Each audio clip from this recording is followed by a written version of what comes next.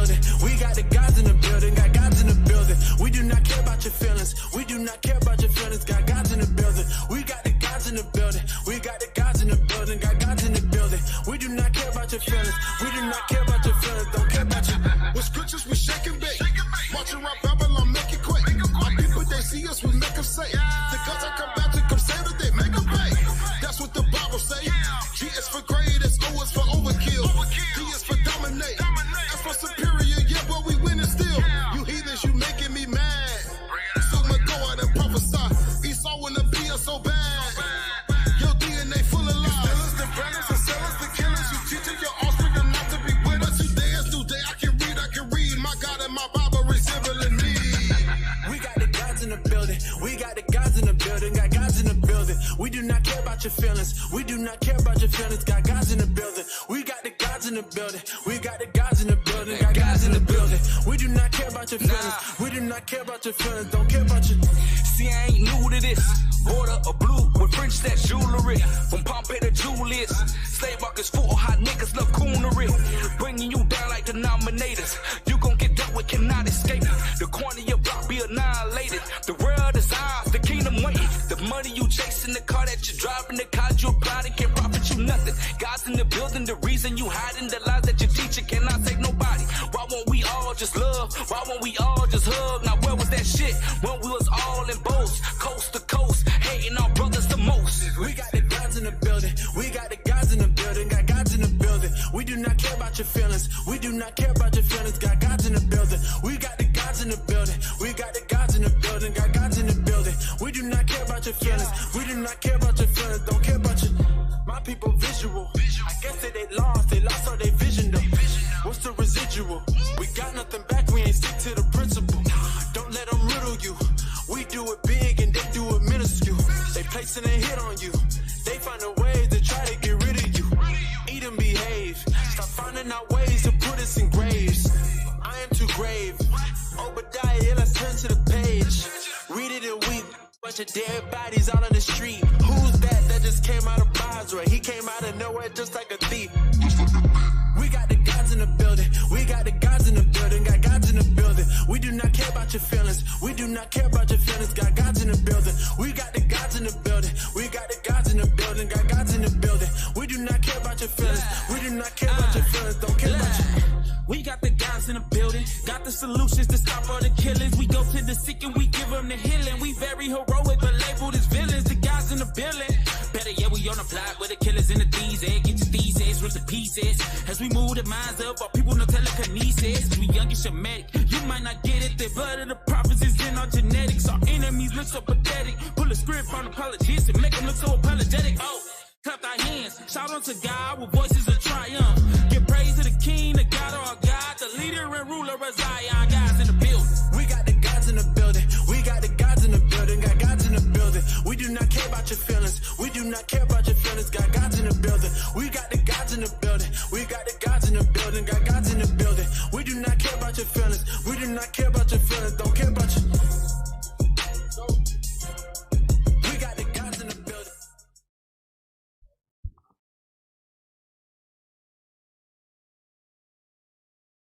Shalom, shalom, Israel, Most High Christ. Bless you are tuned into the Natives Hour. I'm Cotton Gannon to my left.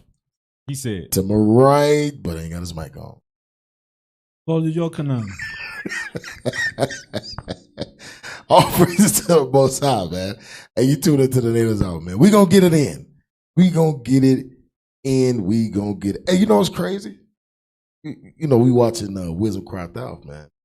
And it is so much to bring out on these demons, bro. It is so much to bring. It's crazy how the Most High has given us the understanding to reveal the demonic ways of this white devil in these last days. Hey, real quick. Play the, yep, let's play it. You already know. Hey, today's class is called The Jewish Contribution to Native American Oppression Revealed. The Jewish contribution to Native American oppression revealed. Here on the Natives Hour. Let's get it. Video up. You already know. Let's go. Shalom. I'm Bishop Nathaniel of Israel United in Christ, and today I'd like to present a sit-down discussion with the Jewish community. There's a lot of controversy. There's much hatred that you have towards us. We're the prophets of the one true God. So what we'd like to do is sit down with several of your leading Jewish personalities. The rest of you just stand by. Sit back, move out the way. We want to sit down with Yitzhak Yosef, who call black people monkeys. He's number one. לא הכל כושים מברכים, אלא צריך שיהיה כושי שאבא שלו ואמא שלו לבנים, איפה אתה תדע? אם אתה יודע, גופה שאתה יודע, ואתה יצא להם בן קוף, יצא להם בן ככה. Number two, we like to sit down with Jonathan Greenblatt of the Anti-Defamation League. You have so much to say on the Breakfast Club in alluding that we have shot and murdered people in New Jersey. We want to sit down and discuss with you to produce your cause. And look, they're entitled to their beliefs until that justifies shooting Jewish people with pellet guns on Staten Island. Or like, this is December. 3 years ago, December 2019, 2 black Hebrew Israelites went into a kosher supermarket in Jersey City and killed 3 people because they said they weren't real Jews. Shot them cold dead in a kosher supermarket. Prove what those lies you have said. We want to sit down with the SPLC, Margaret Huang, and Beeson. You also pushed the lie that we have murdered people in New Jersey, so forth and so on. We want to sit down with APOC, Howard Core, and Lillian Pincus. Also, that latest group, the Canary Mission. We want to sit down with Adam Milstein and Howard D. Sterling. Tony asked about Canary Mission. Who are the people involved with that? It's him. That's him. Adam Milstein. Yeah, I don't know who he hired to oversee it. Adam Milstein. He's the guy who funds it. We need to expose the fact that they're anti everything we believe in. We need to put them on the right. Adam Milstein, he funds the Israel Project and he's funding the Canary Mission website. Yeah, which is interesting because it makes it seem as though we're a part of it, but we're not. We'd like to sit down with all of you. If all, one for all and all for one, however you want to do it. But we will sit down with you. So don't say we're running from you, we're trying to evade you. No, we're not. Okay? Reach us, call us at 1-855-484-4842, extension 7023. Or by email, israel@israelunite.org. All right? The scriptures say, if at all possible, be at peace with all men. And that's what we endeavor to do. So Jewish community, have a sit down with us. Let's have an open discussion publicly. All right? Shalom. Hey, the general has spoken, man. The general have spoken. That's right. Have a sit down. Have a sit down. If you really about that life, you really about that life, have a sit down. Please take them off the ad-libs. If you're really about that life, have a sit down with us then. Have a sit down with the general, man. Right, Cap. Because they're not scared to have a sit down with the base of our people who don't know much. But the knowledgeable, they will never have us on. Right. So why not? Why not? If y'all right, why not? Like I said, y'all some damn cowards. Hey, read that, Luke 12:1. Book of Luke, chapter 12, verse 1. In the meantime, when there were gathered together an innumerable multitude of people, in so much that they trod one upon another, he began to say unto his disciples, first of all, beware ye of the leaven of the Pharisees. Of the damn demons, go ahead. Which is hypocrisy. Which is what? Which is hypocrisy. These people cry every year. You know, every year we got to hear about the doggone Holocaust. Every year. We got to hear about this every single year. We done seen the greatest of them be castrated by these people because they don't acknowledge the Jewish man as God's people. Every year, we hear about what they've been through. What they say, 10 million Jews? They say 6. 6 million. 6 million Jewish people died. How every black person in America know the name Anne Frank? How? Every person in America, every black Hispanic in America know the name Anne Frank, but don't know Emmett Till. Crazy. How's that possible? But they say these people don't rule the world. These people don't rule the world. God call them a hypocrite. Keep going. Verse 2. For there is nothing covered that shall not be revealed. God said ain't nothing covered that ain't going to be revealed. What y'all seeing right now is the wickedness being revealed on a whole nother level. That's right. All praises, finally. Good God Almighty. Sheesh. Turn them up. Turn it up too. Read that again so they can catch up to us. Read it again. Read it from the top. Luke chapter 12, verse 1. Good God Almighty. Come on. In the meantime, when there were gathered together an innumerable multitude of people, insomuch that they trode one upon another, he began to say unto his disciples, first of all, beware ye of the leaven of the Pharisees. Beware of the Pharisees. Go ahead. Which is hypocrisy. Which is what? Which is hypocrisy. Which is hypocrisy. Come on. For there is nothing covered that shall not be revealed. Come on. Neither hid that shall not be known. God says ain't nothing that's hid that won't be known. Ain't nothing done from these hypocrites that ain't gonna be revealed. That's right. It's gonna be revealed, man. It's gonna be revealed. Get 2 Corinthians 11 and 13. It's gonna be revealed. But they ain't got no power though. They don't rule the world. We're gonna get into it tonight. How they had a huge hand in Native American oppression. And still to this day, they have their hand in Native American oppression to this day. Go ahead. 13. 2 Corinthians chapter 11, verse 13. Bring it out. For such are false apostles, deceitful workers, transforming themselves into the apostles of Christ. So that's what these demons do. They transform themselves into the apostles of Christ. They transform themselves into this old what's the word we were just talking about? When they pray or something, kosher. Kosher. Yeah, they transform themselves into this so pure kosher. Oh hell no! Let it play, man. Don't cut it off. Let it play. Holy. Yeah, yeah. They think they're holy.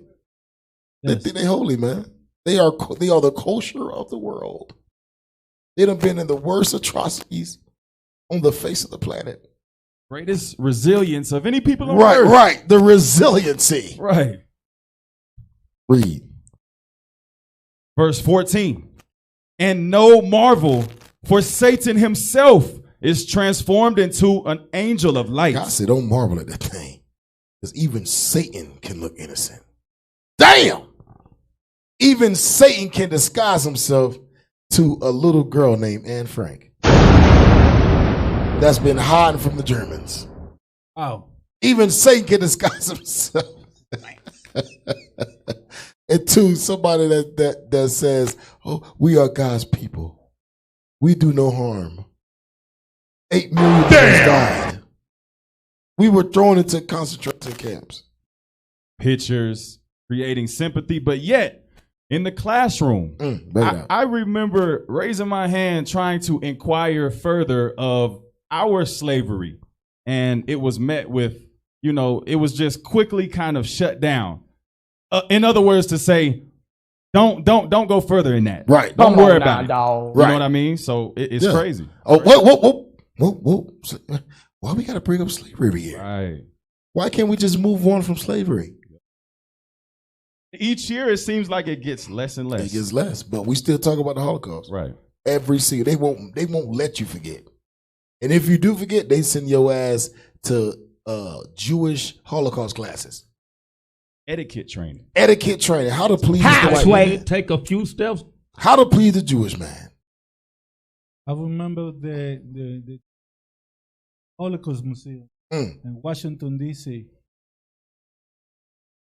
Bro, that's some evil stuff, bro. They say, don't forget your history, but remember mine. Is that it on that? What verse you was at? I'm on verse 15 now. You finished the 15? No, I'm just Go ahead. Verse 15.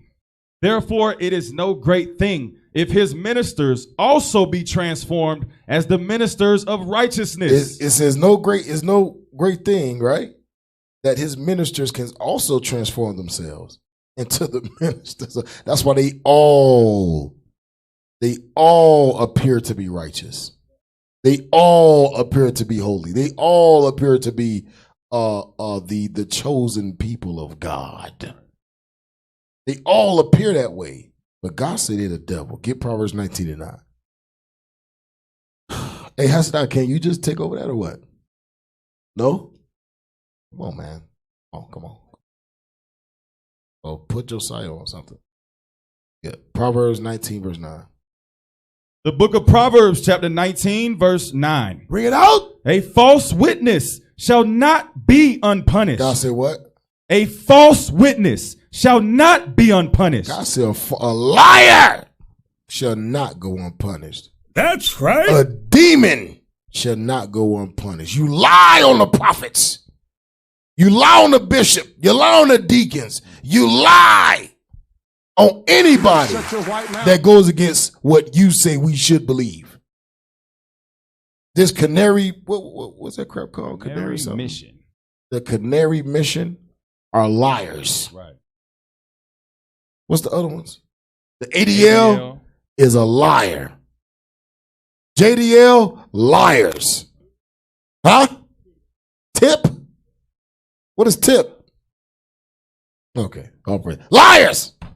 Oh, just the news. The new liars. Disney, liars. Right. Read it again, man. A false witness shall not be unpunished. God says a false witness shall not be unpunished. We don't. And he that speaketh lies. And he that speaketh lies shall perish. Shall what? Shall perish. God said you got death waiting on you. He that speaketh lies shall perish. America was built off of a lie. They do nothing but lie to so-called native Indians. Bring it out. They lied to us. From the moment they got off the shores till they got to the shores, what they do? Lie. Till 2023, what they doing? Lying. Still lying. Damn. I hate it here. Just a bunch of lies, man. They ain't nothing. They don't do nothing good but lie. They lie damn good. They'll not do nothing else. But they can lie their ass off. And they damn good at it. That's how you know the Lord ain't with them. The Lord ain't with them at all. Get the first video. So, Cap, would you say an example of being a false witness is creating sympathy to move into the Holy Land to where now people consider that it's considered that belongs to you? Right. Absolutely. That's the false witness? Absolutely. They got that land based off of a lie. And they lied to the people, claiming to be us. They lied to the whole world, claiming to be us.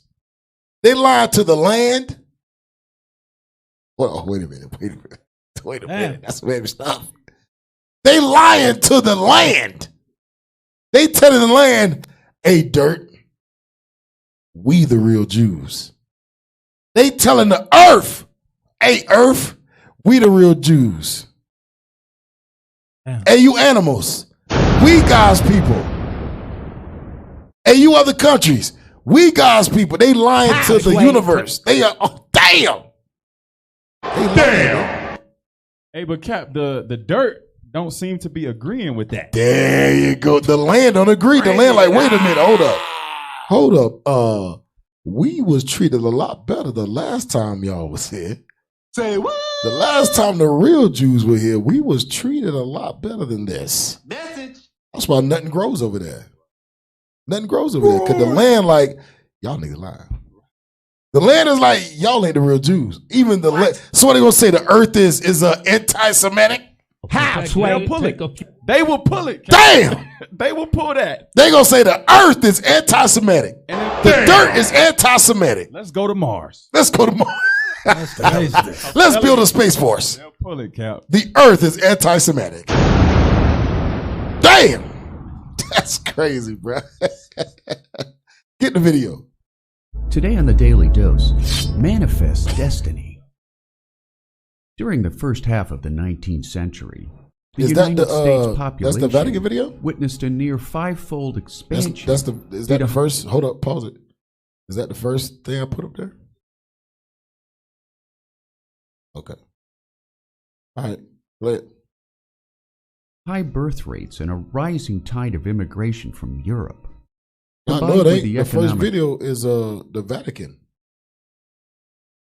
The first thing I posted. Remember I said everything's in order. Everything is in order, y'all. Go ahead.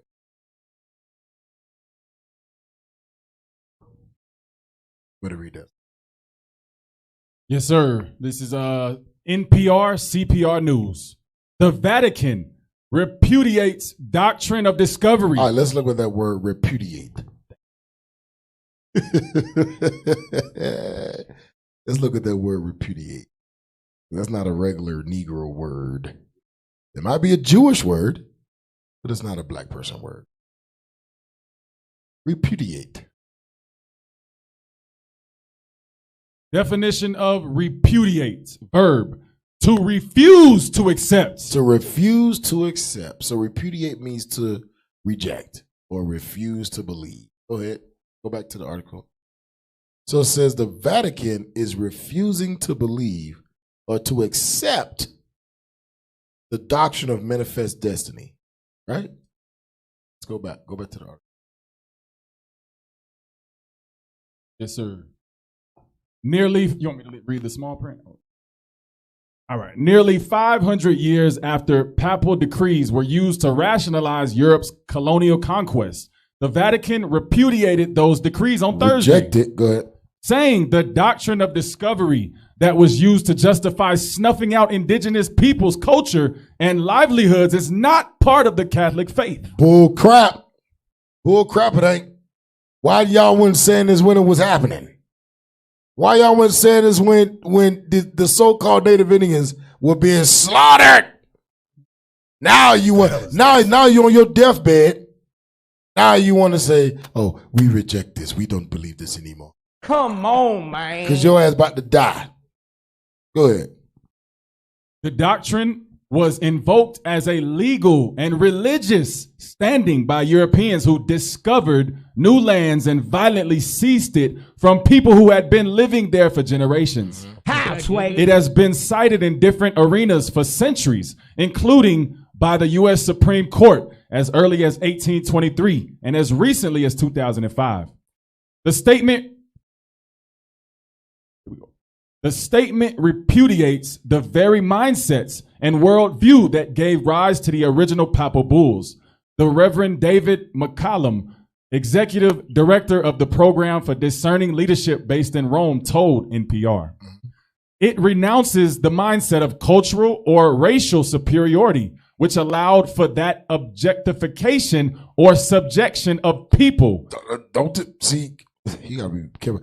They put people like that people wasn't a specific nation. The hell is this? For the objectification or subjection of Native Indians. Bruh. Not of people. Tell you, man, there's some wicked people, man. They lie. They lie. Go ahead. And strongly condemns any attitudes or actions that threaten or damage the dignity of the human person. You see that? Now they try to include everybody again. The human person, the human people did not get enslaved. Hell no. Everybody didn't go through what we went through.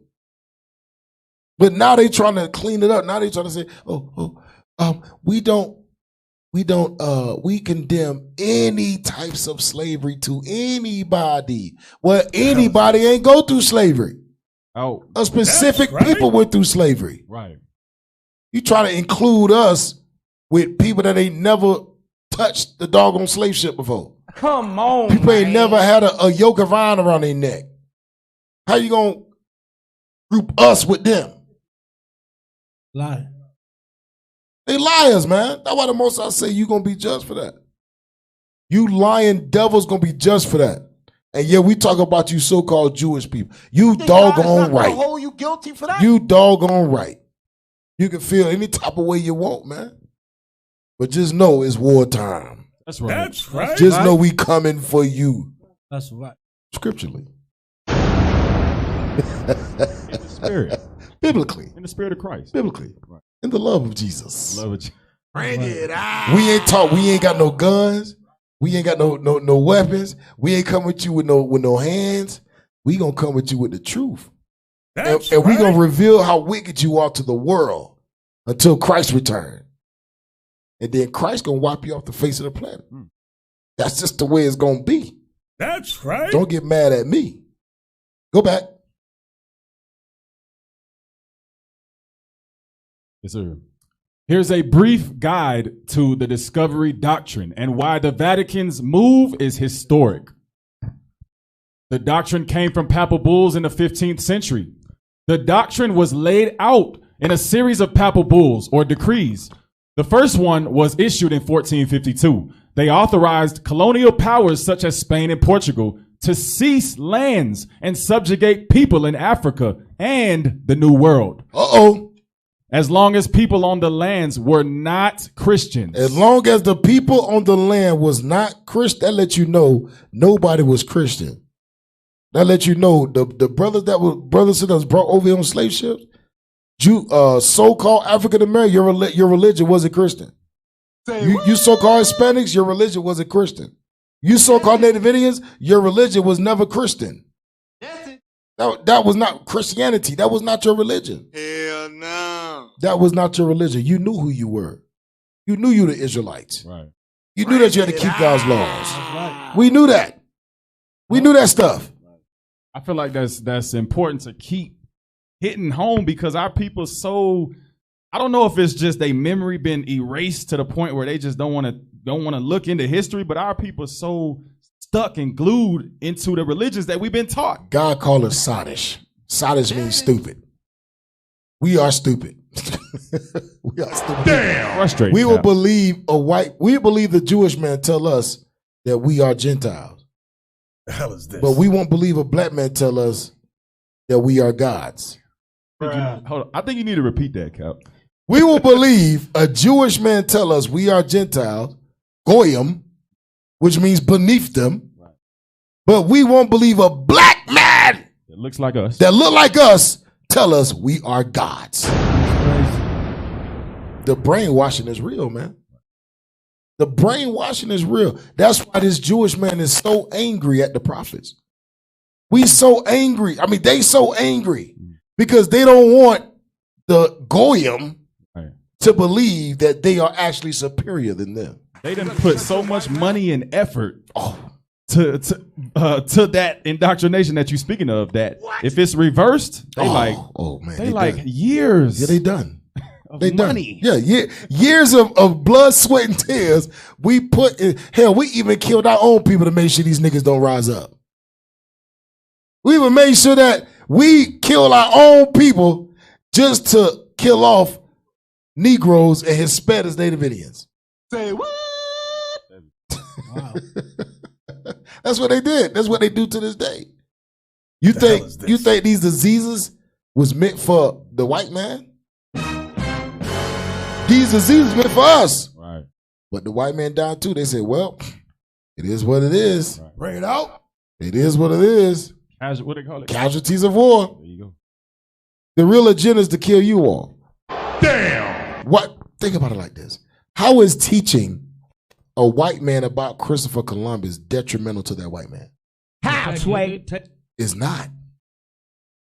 Teaching black people, Hispanic people about Christopher Columbus is detrimental to them. That's right. That lets you know that the agenda of what they teach about history is to uphold the white man's superiority, right. status, and to kill the black man's confidence. To kill the expanded man. Because watch this. Why don't they teach Nat Turner in schools? Oh, they don't teach Nat Turner. They don't teach that. They don't teach Nat Turner. They don't teach none of the revolutionary men that fought for their people against oppression. That's what they did, right? Oh. But they would teach us. They would teach us about Christopher Columbus. They'll teach us about what's the other dude? Andrew Jackson. Abraham Lincoln, how he fought. George Washington, the founding fathers.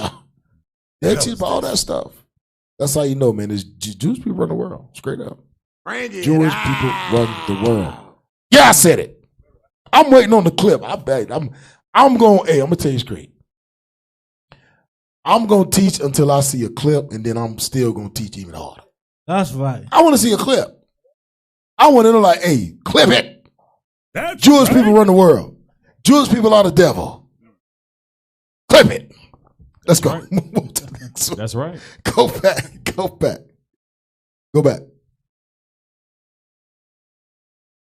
Here we go. Scholars widely note 3 bulls. Pope Nicholas V's Dum Diversis. 14. You know what? Let's move on from that. Go to the video, Manifest Destiny. Remember, y'all, we didn't even get into the topic. How Jewish people contributed to Native American oppression. Because you know what's crazy? We never put those 2 and 2 together. That Jewish people enslaved Native Americans. We never put those 2 and 2 together for a while. Hell, it was a time where we never put Jewish people enslaving African Americans together. A lot of us, it was just recently. It was right, just recently. Hell, according to statistics, 80% of the slave trade was slave owners that were Jewish. Bring it out. And that's exciting, Cap, because the scripture talk about before the end comes, that man of sin be revealed. Right? That's right. A lot of our people would say the man. Mm-hmm. You know, the man, I'm oppressed by the man. The man. When you say who, we like, I really don't know. What? I can't tell. You know, I gotta go. But now it's clear. Stop it. Clear. It's Get clear, some help. bro. It's clear. It's absolutely clear. Go to the Manifest Destiny video. We're going to bring it out. Today on the Daily Dose, Manifest Destiny.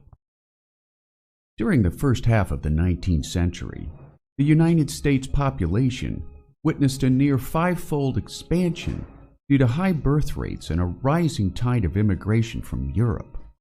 Combined with the economic depressions of 1819 and 1839, westward migration exploded as Americans searched for new land and opportunities. In response, President Thomas Jefferson negotiated the Louisiana Purchase from France in 1803, which doubled the size of the United States, followed by the acquisition of Florida from Spain in 1819. By the time Texas gained statehood in December of 1845, the notion that the U.S. would inevitably expand to the Pacific Ocean had become so widely accepted in the minds of most Americans, setting in motion a flood of migration and political will into what would become the American West. The term Manifest Destiny first appeared in an editorial published in the Democratic Review in the summer of 1845, when a writer made criticism of the lingering opposition to the annexation of Texas from Mexico, urging readers toward a national unity for the fulfillment of our manifest destiny to overspread the continent allotted by Providence for the free development of our yearly multiplying millions. That same summer, an article by John O'Sullivan in the New York Morning News referenced manifest destiny in light of the Oregon Territory, which was another vast swatch of land which American politicians and laymen alike were eager to assert control over. By the time the Oregon Territory joined the U.S. following a treaty with Great Britain, America was now embroiled in the Mexican-American War of 1846 to 1848. That's it. These demons is demonic. So they stole land for the Native Indians and then fought amongst each other on who the land belongs to. What in the hell? That don't even make sense. You steal the land from the original people of the land, and then you fight amongst your brothers, white people, on who that lands belong to out of YouTube. That's crazy as hell. It's like me stealing your car, and then me and Soldier Yakin are fighting over who it belongs to. Come on, man. It don't belong to neither of us. Right. Bruh. They done lied so much, Cap. They believe it belonged to them. They fight amongst themselves who it belongs to. Right. They had to come up with a way to convince the people that the reason why this going on is for them to be blessed. Oh, manifest destiny. It's our destiny to kill you niggas. It's our destiny to steal this land. It's our destiny. How, Sway? Take a Get Leviticus 19:11. It's our destiny. Yep. The book of Leviticus, chapter 19, verse 11. Ye shall not steal. You should not what? Ye shall not steal. Come on. Neither deal falsely, neither lie one to another. Now what God said you ain't supposed to be. Now, if they the people of God, why they don't follow this scripture? Name me one time any Jewish man ever followed that scripture. And even before they do, ask them, what's your nationality? You say Jewish, he already broke the scripture. He even say, I'm a Jew. He already broke the scripture. You lying. You ain't no damn Jew, man. That's right. And if you are, sit down with the bishop and prove it. If you are, sit down with the general and prove that you the real Jew. Bring it out. That's all we asking. Sit down with the bishop and prove who you say you are. Publicly, like Bishop say. Publicly. Not behind the scenes. Not let me come to your school and videotape you, but we gonna edit to make us look good. Nah, the hell is this? Publicly. Sit down with the bishop. Y'all don't want to do that because y'all some damn cowards. That's right. And it's crazy because it'll even speak louder if they don't. If they deny to sit down. Yep. That's gonna speak too. That's gonna let everybody know that who's really on the devil. They really don't know. They really don't know. Because they will slander us online but won't sit down. They will slander us. They will slander Kyrie Irving but won't address what he says. Right. He says, I know my history. Why don't they say, what? All right, Kyrie Irving, what's your history? Nobody ever asked him that. All right, Kyrie Irving. No reporter. All right, Kyrie, so what is your history? Who are you? Nobody ever asked Kyrie that. All Kyrie said was, how can I be anti-Semitic when I know my history? I know where I came from. All right, what's your history, sir? Where do you come from? Where do you come from? What people do you come from? Right. What are you talking about? Nobody did that. Nobody did that. Where we at? Go to Proverbs 12 or 22. We about to get into the the class. Proverbs 12, 22. Bring it out. The book of Proverbs, chapter 12, verse 22. Come on. Lying lips are abomination to the Lord. Lying lips are an abomination to God. Come on. But they that deal truly are his delights. Are his delight. God said lying lips are an abomination. And all you do is lie. All your people do is lie. So what we going to do tonight, we're going to prove your hand in Native American slavery. Bring it out. With history, with books, with articles. We're going to prove it with what you say we ain't supposed to do. And that's read. Don't let them niggas read, pal. You close that book. That's the worst thing y'all could have done was allow us to read. Allow us to learn how to read. That's the worst thing y'all could have done. And then you call out the bishop. Then you call out the prophets. That's what y'all done messed up, man. Y'all don't even know what y'all did. Y'all, I don't think y'all knew just how dedicated brothers is to learning how to debunk everything you've ever taught. Brother, hey, I don't think y'all really understand how brothers can't sleep. You have what's the word? You have awakened something that you ain't really ready for. That's right. Now everybody gonna be on your head. Bring it out. Everybody gonna research. We are doing so much research about how to destroy your history. How to destroy, debunk every lie you've ever told since you came out the womb. Hey! I don't think I really understand what y'all did. I don't think I really understand. Get the first article. Get the next article. This article should be what? Yep. Go ahead and play that. Go ahead and pull that up. Yep. This is encyclopedia.com, tobacco trade and industries. Throughout the first 2 centuries after the discovery of tobacco for Europe through Christopher Columbus, Morenos took part in... Damn, that was good, bro. That was quite impressive. All praises. That was quite impressive. Yakanai, would you agree? He took the double R. That was quite impressive. All praises to the Most High. Go ahead, bro. Morenos took part in spreading its cultivation and in introducing it to Europe. Jews took up smoking widespread from the 17th century. So it says, throughout the first 2 centuries, Christopher Columbus discovered tobacco for Europe. What? Then it says Jews took up smoking. Watch this. Go ahead. And snuff taking widespread from the 18th. And entered the trade in tobacco, which starting out as a luxury article became a mass consumer commodity. At Amsterdam, the first important tobacco importing and processing center in the 17th century, Isaac Italiander was the largest importer, and 10 of the 30 leading tobacco importers were Jews. Play that. Hold on, do that again. Yep.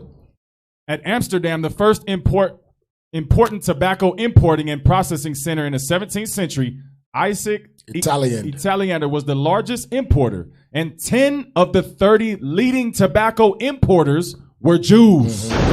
Ashkenazi and poor Sephardi Jews were employed in processing tobacco for snuff. The profession of 14 out of 24 bridegrooms in a list of 1649-53 was tobacco dressing. In this period, Jews took an active part in the tobacco trade of the Hamburg Center. The first Jews to settle in Mecklenburg in the late 17th century were tobacco traders from Hamburg who leased the ducal tobacco monopoly. Outstanding was Michael Henriksen, nicknamed Tobacco Spinner. Sephardi Jews filled an important role in the appalto system of contracting for the monopoly on the tobacco trade or other products. The monopoly concession system was also practiced in the Austrian provinces and the southern German states. In this, Sephardi Jews were often the contractors because of their previous experience. The business carried considerable risks, including fluctuating prices, varying quality, deterioration through adulteration, and the hazards of war. So, we're going to dive into the tobacco industry just for a little while. We're going to dive into the tobacco industry just for a little while. Go down. Tobacco is talking about cigarettes. What's the other one? Cigars, all that stuff. Chew, snuff, right? Cigarillos, Swisher Sweets. In Eastern Europe. In Eastern Europe, snuff processing was widespread, and tobacco was a staple wear of the Jewish peddler. Go ahead. When in the mid-19th century, cigars and cigarettes entered the mass market, Leopold Kronenberg, the Jewish industrialist and financier, was one of the main entrepreneurs in Poland, owning 12 factories in 1867 and producing 25% of the total.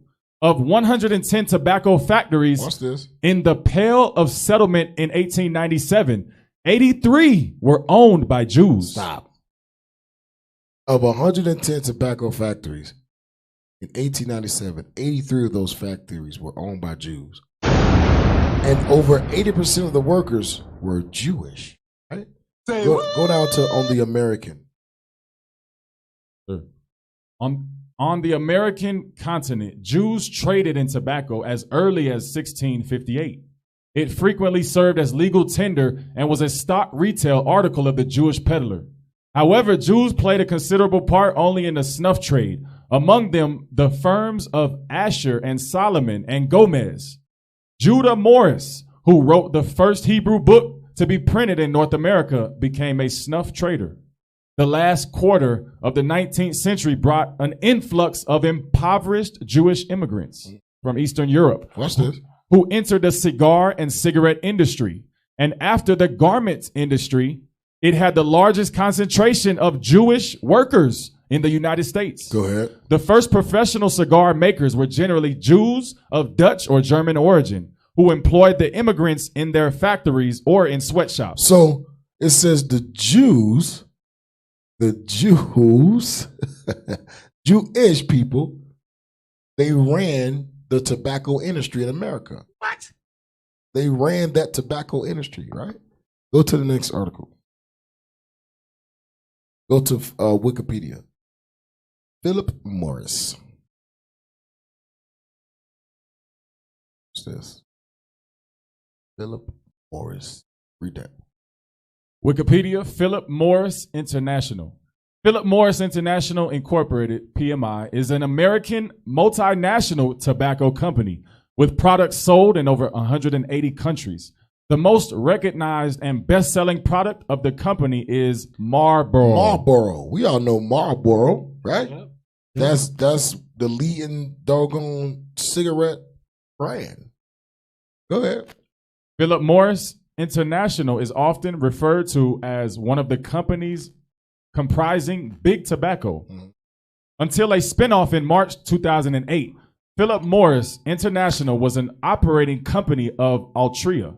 Altria explained the spinoff, arguing PMI would have more freedom, leeway outside the responsibilities and standards of American corporate ownership in terms of potential litigation and legislative restrictions to pursue sales growth in emerging markets, while Altria focuses on the American domestic market.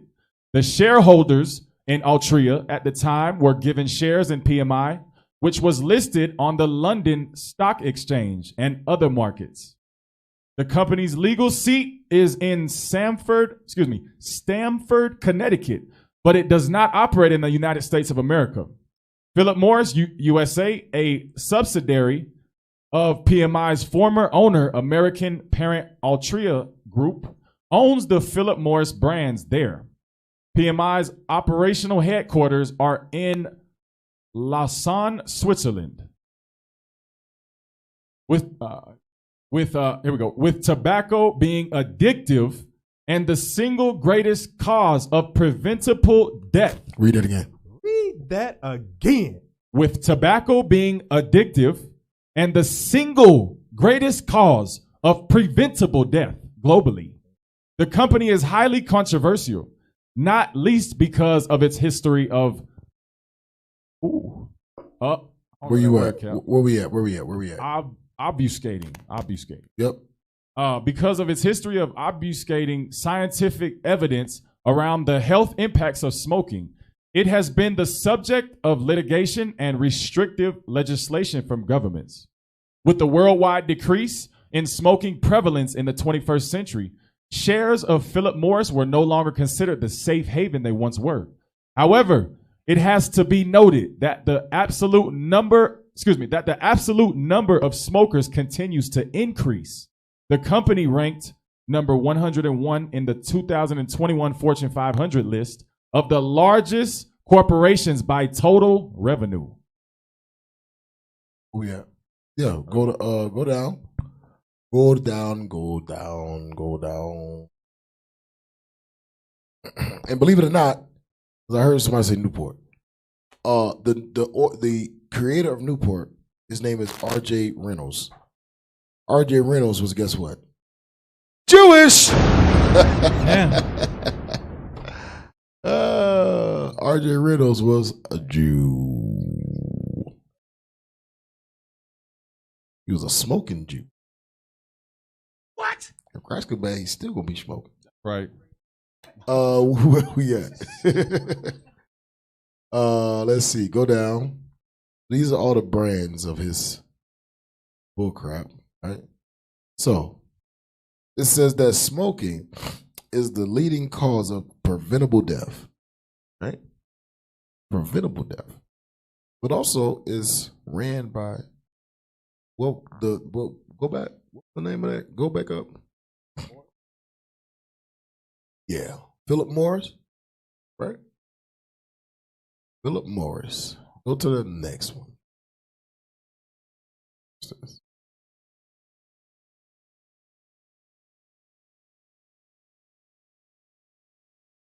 Go to Morris Shkenazi. Read that. Morris Shkenazi. Morris Shkenazi, born Musa Eshkenazi, April 27, 1855. Died September 10, 1928. Was an Ottoman-born wealthy American businessman in the tobacco industry. So he was a wealthy businessman in the tobacco industry, right? We just read that Philip Morris International was the tobacco company. This dude died in 1928, but what you got to come understand is that these demons passed down their wealth. Bring it out. They passed down from generation to generation to generation. Go ahead and read. He was born in 1855 in Manisa, Ottoman Empire, to relatively poor Sephardic Jew Sephardic what? You got to read that strong, brother. Read that again. He was born in 1855 in Manisa, Ottoman Empire, to relatively poor Sephardic Jew parents. So this dude was Jewish. This dude was Jewish, right? Say what? Keep going. At the age of 9, he contracted diphtheria. He was treated by a Muslim physician named Shinasi or Shinasi in European languages, and regained his health. His parents named him henceforth Morris Shinasi. So go down to career. It says, I'll read it. In 1893, Morris Shinasi exhibited the cigarette made with his patented cigarette rolling machine at the 1893 Chicago World's Fair. Shinasi then turned to New York City to found Shinasi Brothers with his brother, Solomon, who came also to the United States. Together, the Shinasis produced ready-made cigarettes under the brand name Natural at their factory on the 120th Street and Broadway, using imported Turkish tobacco rather than the Virginia-grown leaves. They became highly successful. Thank you, brother. That's a tongue twister for the black man. Solidarity with the roots. The brothers invited about 200 Turkish Jews from their homeland to work in the factory. By 1907, both were millionaires. Say what? Damn. Oh, it gets better. It's better. In 1916, the brothers sold the cigarette factory worth $2 million and all commercial rights to the business to the American Tobacco Company for $3.5 million. And retired from active business life. Morris Shinasi died on September 10, 1928 at the age of 74. A large portion of his wealth, well over $5 million, he designated to charity. A $1 million fund was entrusted to the Chemical Bank and Trust Company of New York for founding a hospital in Manisa, the town of his birth. Go down. So this dude, when they say he gave it to charity, we all know that. He passed it down to more what? Jewish people. Bring it out. This company is ran by Jewish people. Right? Damn. Go to the video. Go to the article. Let's keep moving along. The Jewish contribution to Native American oppression.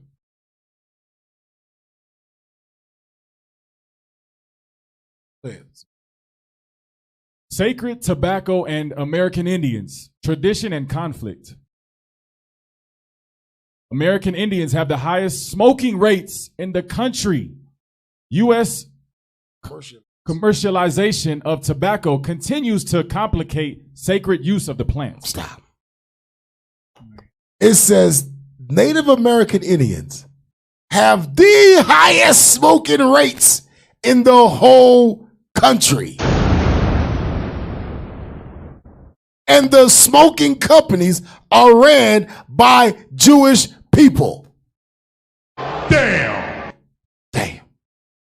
You can't make this stuff up. Go ahead, so what you got? No, I was just saying, we was during your class a couple of days ago, we brought out who was behind the beer industry. Oh, we gonna bring that back out tonight. Okay. That's come back out. Yes, sir. That's gonna come back out. I said we ain't letting off on these devils, man. We're gonna keep our foot on their neck. Go ahead. Go back to the article. Go ahead and read that. John Brown grew up on an American Indian reservation in Seminole County, Oklahoma, where he says tobacco was everywhere in TV and radio ads, on billboards and storefronts. Everyone in my dad's family smoked, Brown said. Chain smoked a pack a day. Grandma, grandpa, aunts, uncles, cousins, dad, all of them. And at 9 years old, Brown had his first cigarettes. He took... At 9 years old, the brother had his first cigarette. Go ahead. You smoke crack, don't you? He took it from one of his mother's packs. Mom didn't even notice because she worked. Hold up. Fix that. Y'all fix that. Mom didn't even notice because she worked 16-hour days, Brown recalls. She wasn't counting how many smokers there were in there. Me and my friend, we chain smoked about 10 straight. But for Brown and many American Indians, there's another side to tobacco. As a kid, Brown split his time between Seminole County and the family homestead in Sassaquah, Oklahoma, where his great-grandmother, a traditional medicine woman, would burn tobacco in the house. Mama on my great-grandmother, she used to heal people, Brown said. And I was just a little tot, 3s, 4s, and 5s. But I remember very vividly of people coming from all over just for her to put her hands on them. The smell of herbs in the kitchen, you can't beat it. What is sacred tobacco? Mama On was burning sacred tobacco, not the commercial tobacco that's in cigarettes. Sacred tobacco, which Brown calls little tobacco, is a smaller plant, Nicotiana rustica, that grew in different varieties across North America before European contact. It's stronger and harder to inhale, which means that it wasn't smoked as frequently, and it's a lot harder to come by these days. Little tobacco is so much more powerful, Brown said. It looks kind of like basil. It can grow in harsher conditions, and it doesn't have as many viruses or bacteria that attack the plant. So you can use it as a pesticide. Among the Seminole Nation of Oklahoma, Brown says, little tobacco is considered a sacred medicine. It's commonly used for prayer or spiritual protection or gifted to someone to express thanks. So the brother said that before the European came, tobacco was used more on a sacred level, not necessarily smoked. Esau, the white man, the Jewish man, came, and now they selling their tobacco to the number one people that's smoking it, which is who? So-called Native Indians. Hey, I'm going to see you. I want you to hold. We're going to go back to this article. Go to this article that I just said on. But Jewish people don't run the world.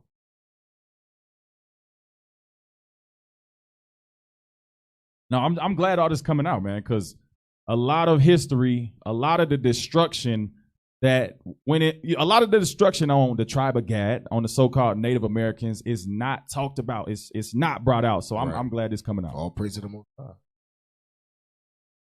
They done messed up. Race and ethnicity in advertising. America in the 20th century. Jews and American advertising. Neither scholars of advertising nor historians of the American Jewish experience have paid much attention to tracing the role of Jews in the advertising profession, nor how American advertisers employed images of Jews to market products. Stop. Pay attention. American advertiser employed images of Jews to market product. Go ahead. These two Lucana stand in stark contrast to the extensive scholarship in American Jewish history, a field that since the 1890s has seen vast inquiries into the political, economic, social, and cultural life of the America's Jews. Likewise, studies examining the evolution of advertising in America, charting its powerful role in shaping consumption patterns and culture. So it says, shaping consumption patterns and culture have left Jews as invisible players. The hell is this? So that means they're what? Behind the scenes. Damn! They're behind the scenes telling people to smoke, telling people to be whores, telling people to overeat. They're behind the scenes pushing sin. Gamble, get drunk, rap music, murder, drugs. It says they're invisible players. Go back. That's some heavy stuff. Go back to that. It says, I'll read it. Likewise, studies examining the evolution of advertising in America, charting its powerful role. America say advertising is powerful in shaping consumption patterns. Understand what that means? That means your pattern that you do on your consumption has been shaped by the Jewish man. Bring it out. You oversmoke, you smoke, the Jewish man taught you to smoke. Yeah. You overdrink, you an alcoholic, the Jewish man taught you to do that. Go back. Shaping consumption patterns and culture have left Jews as invisible players. That means they're behind the scenes pushing sin openly. When they let you smoke and Yep. They let you do all that. They let you get jacked up. Damn. They put tobacco, alcohol in the reservations. They do all of that and say, it wasn't me. That's why. Remember NWA? Jerry Keller? Majority of these rap, what do you call them?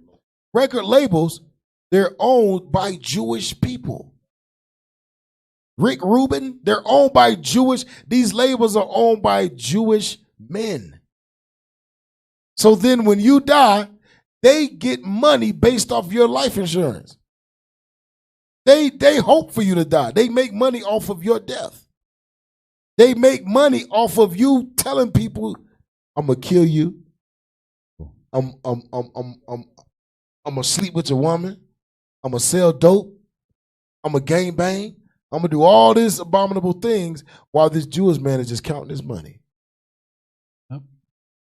Who? Leo Cohen? Look, pull him up.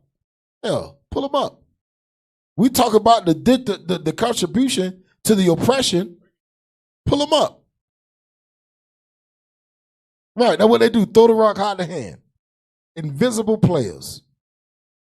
Your ass ain't invisible no more. That's right. We bringing light to how wicked you really are. Because you don't know what you did, man.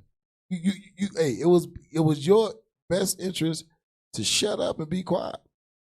Most High wouldn't let it. Most High was like, call out IOC. Call out the bishop. Harden, the white man like, no, I don't want to do it. The Most High, harden his heart. Call out bishop. Right. Lawyer Cohen. Where to read that? Lawyer Cohen, born October 3rd, 1959, is an American record executive and entrepreneur. Cohen has been actively involved in hip-hop at various record labels for more than 30 years. He started by managing rappers for Rush Productions, then led Def Jam. After Def Jam, Cohen took on a leadership role at Warner Music Group. In September 2012, Cohen resigned from Warner and started his own independent label, 300 Entertainment. Can you click on 300 Entertainment?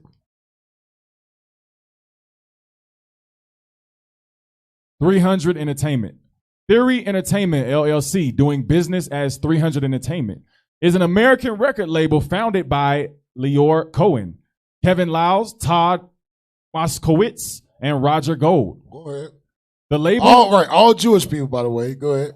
The label's roster includes acts across multiple genres. Watch this. Such as hip hop, rock, pop, electronic, alternative, and country. Current artists include Young Thug, nigga in jail. Fetty Wap, that nigga in jail. YNW Don't Melly. know who that is. Megan Hold Thee on, Stallion. stop, slow down, brother. Who is YNW Melly? Murder this best friend. Next, come on. Megan Thee Stallion. Ho. No Savage. Don't even know who that is. Reggie Snow. Don't know who that is. Cheat Codes. I don't know, but they all sound like they sell dope. Highly Suspect. Come on. T Grizzly. T Grizzly, go ahead. Famous Dex. Come on. She Glizzy. Go ahead. Excuse me, Shy Glizzy. Shy Glizzy. Kobe. Meg Mac. So go back.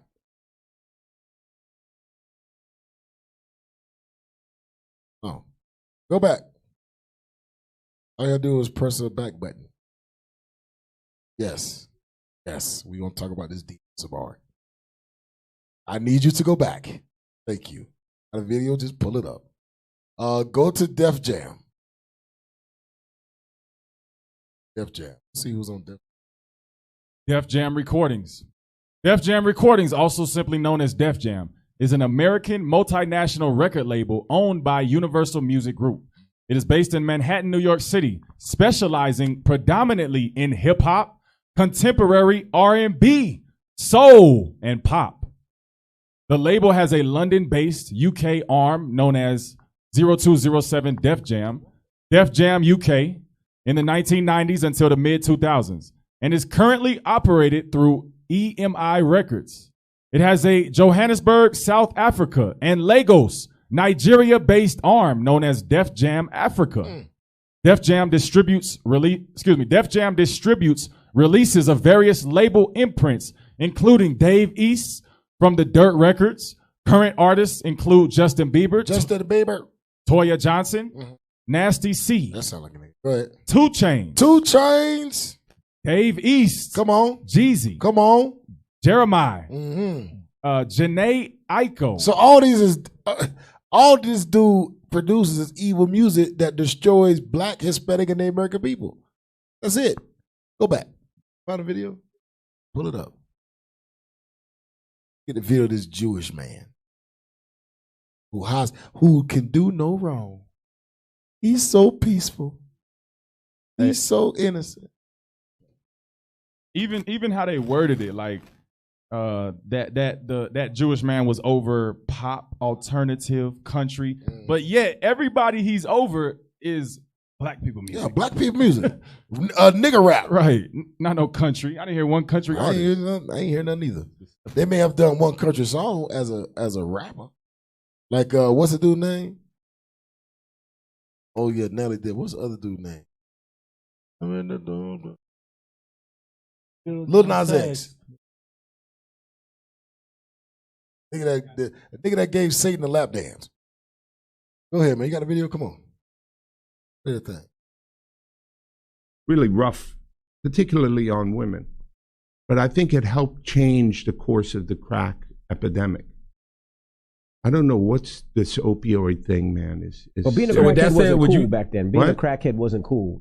Now they seem like they're making it cool to be drinking lean and syrup and it's the most dangerous. It's the most dangerous thing that's facing our society. So why sign an artist? Black people. Society. So why sign an artist that would promote that? Because I already answered that question. You weren't paying attention. She asked me talent or issues, and I said talent. But I have to. I can't give up on people. Don't you think that's hypocritical though? You're saying it's opportunistic. Yeah. I got people to feed. I got a business to run. You're gonna make Dame Dash take this clip and call you a culture vulture. Who's Dame Dash? You brought him up. I don't even know him. So You bring his name up. I don't even know him. So y'all made a lot of money together. Made a lot of Come money. on, Leo. Don't do that to him. I don't know him. I really don't.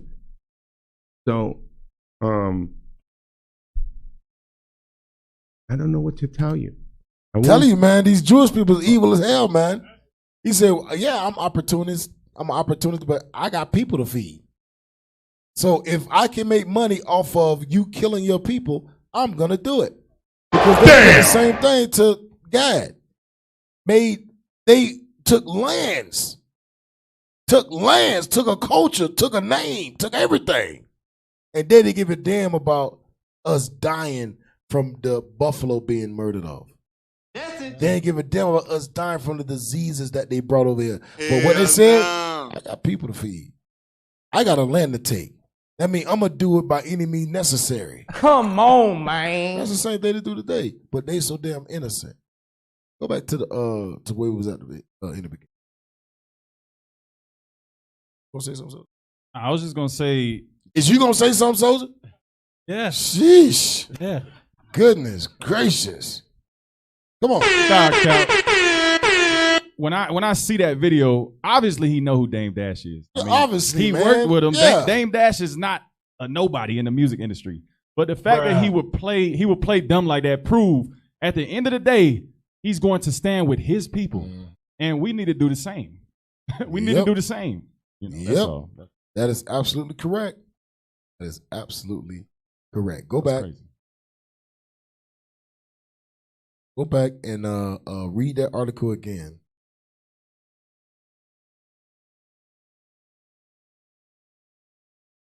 Thank you, Perry. A robust literature does exist on the history of Jews in business in the United States, which certainly provides one context for considering Jews advertising. How and when did Jews enter advertising as owners and employees? Did agencies from the 1890s to the 1960s exclude Jews, as happened prominently in many professional and business fields? And did Jews, as they did in law and medicine, form their own institutions?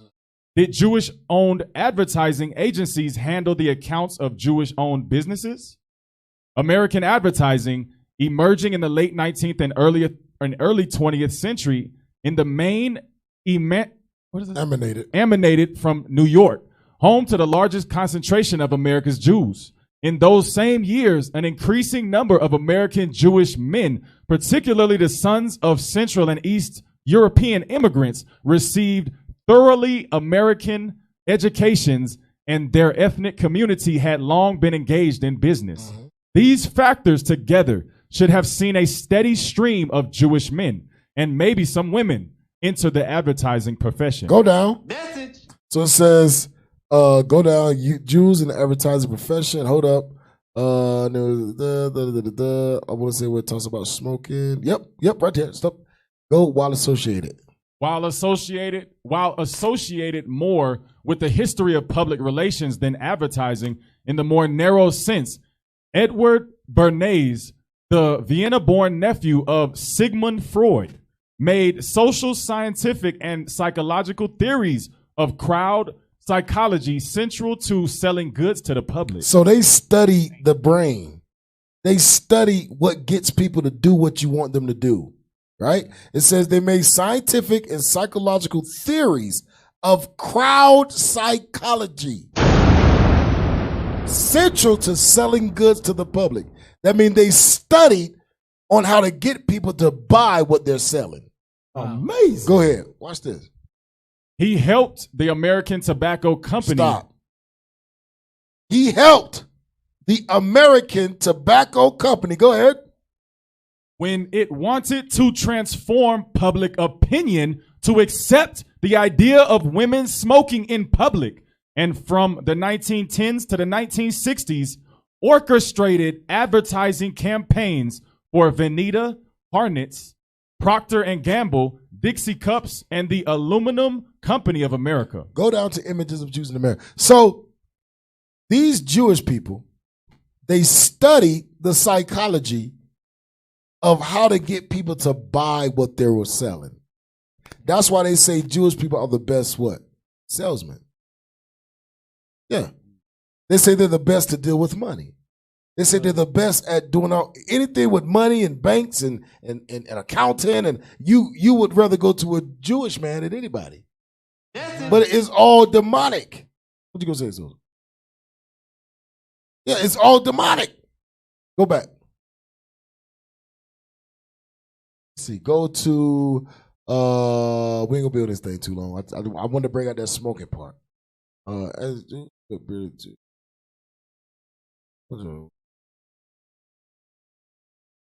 down. Might be all what I want. Basically, you want to bring out how Jews had their hand. They have their hand in advertising, liquor, smoking, drugs, rap music, killing, black on black crime was published by Jewish people. Hispanic on Hispanic crime was publicized by Jewish people. All of these atrocities that we go through as a people, Jewish people have their hand in starting the advertisement to make that look fun. The fourth paragraph? Yeah, read that. Let's start from the top. Ads in the Yiddish press often assured readers that by using particular products or consuming particular foods, newcomers could be ushered into American culture. American products would enhance health, a common concern among these immigrants, foster greater cleanliness, and provide modern scientific standards of nutrition for their children.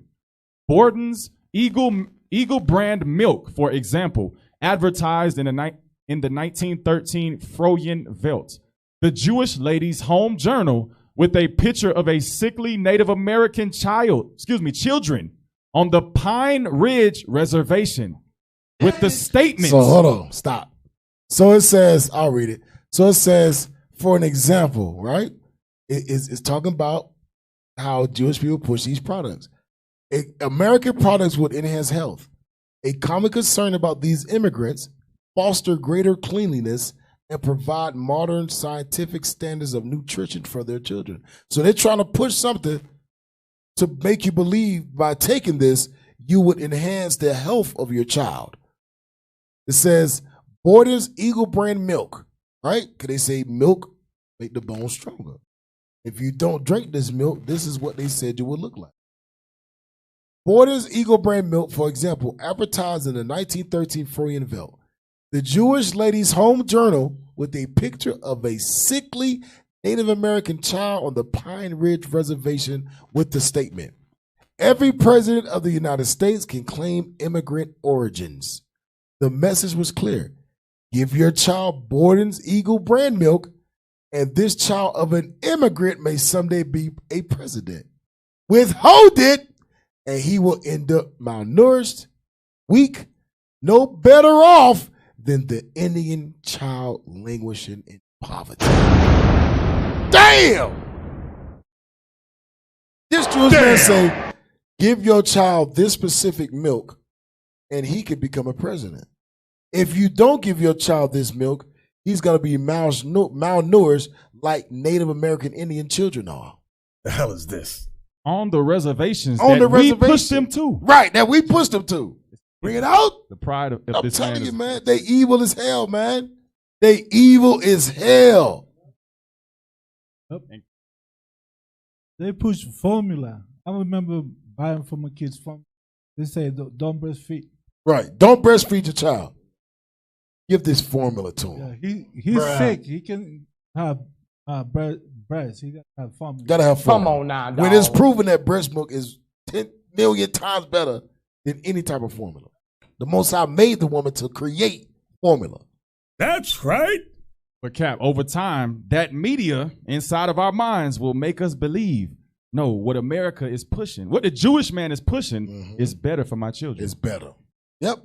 Their culture. There you go. There you go. They was able to influence what they thought, their beliefs, into our culture. I hate it here. And now we think it's our culture, but it's really the Jewish man's culture that they forced on us. Assimilation. There you go. It's assimilation. So go back. Where we was at before we went on this rant? This man's a devil, man.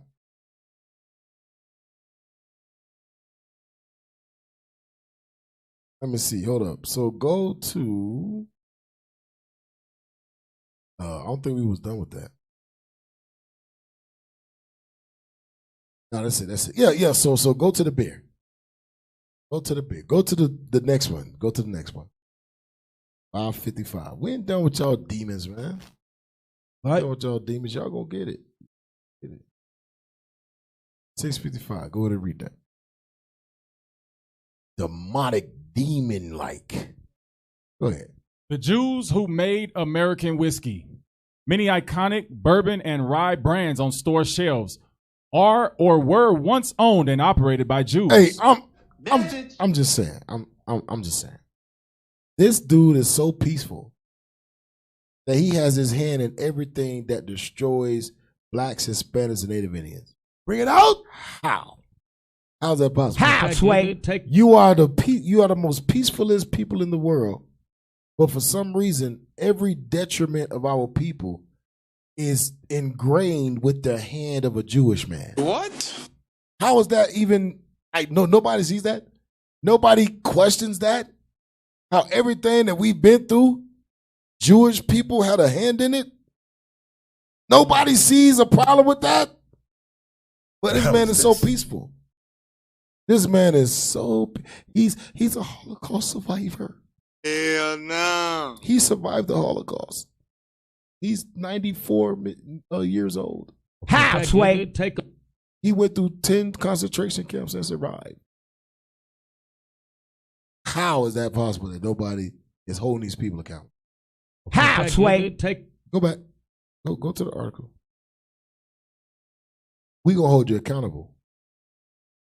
I want you to go down. I read it. Go up. From yes, thank you. Ubiquitous bagels and cream cheese to restorative matzo ball soup. So bagels came from them. You try to take it. How, Sway? Bagels and cream. Who the hell said they invented bagels? Come on, man. Don't even make sense, bro. We was eating bread way before man, these dudes, man. All they did was put a hole in it. Damn. But they invented bagels. Hell no. Hey, you know what? Let me get some of your fry bread. Boop, bagel. What? I invented that. These niggas, man, these dudes, go back, bro. But that's that false advertising, bro. From say the word again, ubiquitous. Bagels and cream cheese to restorative matzo ball soup. That don't even sound lawful.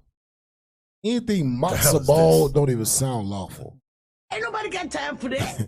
To the goodness gracious. Decadently rich pastrami. Jews are famous, no they're not, for contributing a number of delicious dishes to the menu of American food favorites. Bruh. That is bullcrap.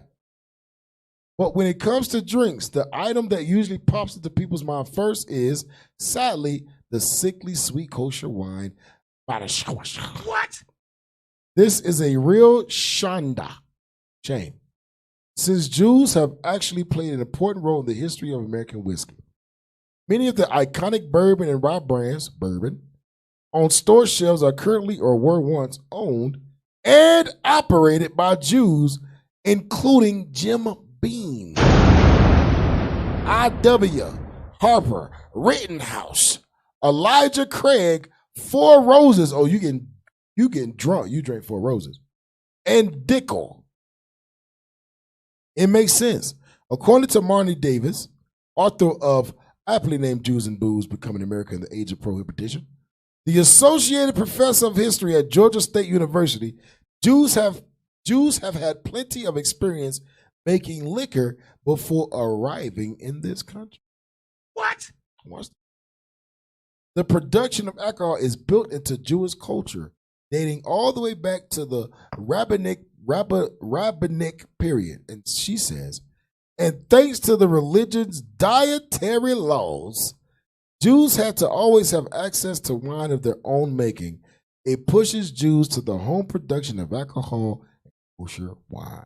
How, Sway?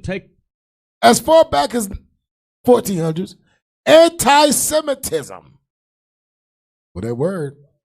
There we go. Trigger word.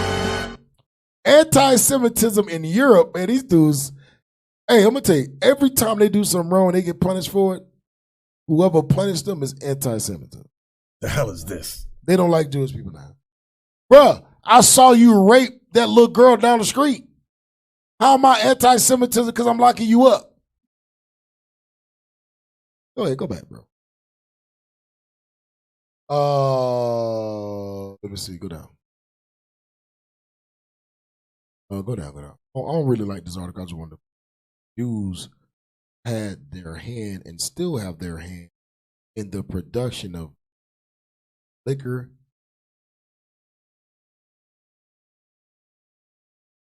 Go to the next one. Yep. How we gonna bring out something? Went over tobacco, right? Went over smoking. How the Native Americans are the number one people in the United States that consume tobacco products. Number one nation of people. Native or so-called Native Americans that consume tobacco products. And those same products are being made by Jewish companies. And there we go. And advertised by Jewish advertisements. That's being pushed by people that run the world, which are who? Jewish people. Marketing. The owners of these marketing ads, these marketing companies are Jewish people. Bring it out. So the Jewish people are marketing to smoke tobacco. Those tobacco companies are owned by Jewish people to push to so-called Native American Indians who are the number one consumption of smoking tobacco. Wow. Can't make this stuff up. Right. What's crazy, Cap, is article said that they was already known for making alcohol back in Europe. Mm-hmm. But yet their communities in Europe was not destroyed by alcoholism. Right. Because they didn't push it to a destructive level like they do on us. Mm-hmm. They push it, they say, here you go. Everybody get into it right now. Everybody get into it right now just how much they push alcohol on the so-called Native American Indians. Remember, we going over the Jewish contribution to Native American oppression. Bring it out. Let's go. In White Clay, Nebraska can no longer sell alcohol. This after an appeal filed by the Nebraska Attorney General's office that suspends a judge's ruling that would have allowed them to renew their liquor licenses. Right now, they must stay closed until the State Court of Appeals makes a decision. 3 News Now reporter Miranda Christian has been following the story from White Clay. She was there this morning as trucks rolled in to remove all the alcohol.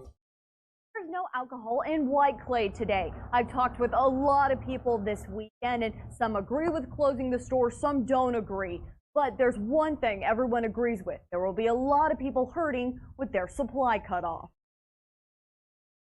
As the sun rises Monday morning in White Clay, the day has a different tone. The 4 liquor stores in the unincorporated town will no longer have liquor licenses. It's a good thing to keep people away from it because it's going to take them longer. Get way over there. Budweiser trucks pulled into town and case after case of beer was loaded onto it to take it away. I spoke to some of the store owners. They didn't want to go on camera, but they did say they're worried about the roads now that people have to drive to get their liquor. Well, they're going to get it from somewhere else, but it's going to get a little harder. Ogallala Sioux Tribe President Scott Weston says closing down the liquor stores was just the first step. We need to find out what's in here. Because the reason why that's there, we're a third world country in America's backyard. Many people I spoke with over the weekend felt the Pine Ridge Reservation wasn't doing... The brother said we're a third world country in America's backyard. He said the reason why they're there because we're a third world country in America's backyard. Have liquor stores on every corner in the hood. Yep, every corner of the hood. And then they put liquor stores outside the reservation, knowing that poverty is going on inside the reservation, so they know Gad gonna go to them liquor stores to forget the poverty.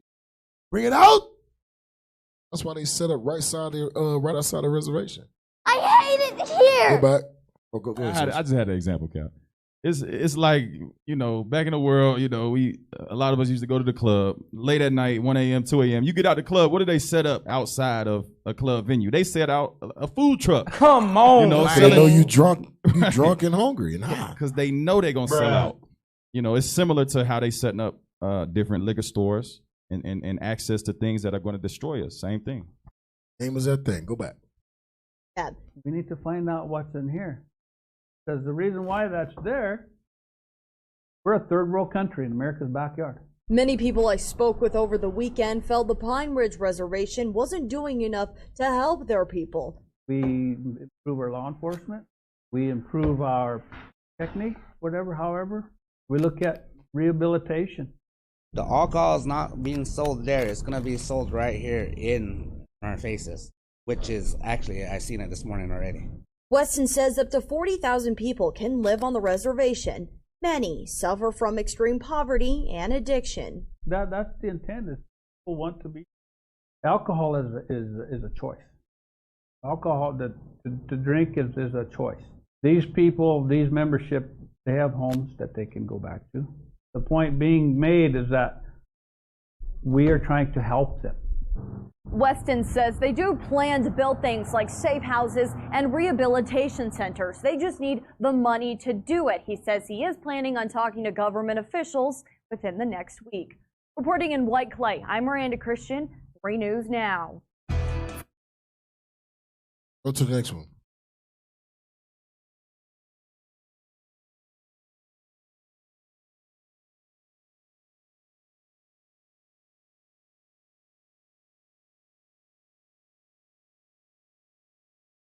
Man, that's some crazy. Hey, go to 1 Corinthians 13.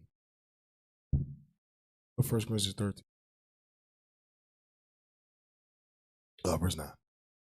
The book of 1 Corinthians chapter 13, verse 9. For we know in part. So is that it? I always forget. 3:16. All right. 3:16. I think that's it, right? 3:16. 1 Corinthians chapter 3, verse 16. Know ye not that ye are the temple of God? And Esau know that. The Jewish man know that the Israelites, the so-called Native American Indians, your body belongs to God. You are the only being on this earth that God calls his temple. Go ahead. Know ye not that ye are the temple of God? Go ahead. And that the Spirit of God. The Spirit of God dwelleth in you. Can only dwell in you. The Spirit of God don't dwell in no other race of people. That's but the so-called blacks, Hispanics, Native Indians. We are one race of people. Bring it out. Go ahead. If any man defile the temple of God. Go ahead. Him shall God destroy. And this white man knows that. The Jewish man knows that we have to make sure that these people, that their temple is constantly defiled. The hell is this? We have to make sure we give them tobacco. We give them alcohol. We have to make sure that they are always drunk, always inebriated. Therefore, the Most High will never deal with them. Damn! And if the Most High never deals with them, that means our rulership will continue forever. The hell is this? That's what they do. That's why they push in sin. Because the Bible say the Lord going to kill those who defile their temple. That's right. Is that it on that? Yes, sir. Go back to the article. Go back to the video.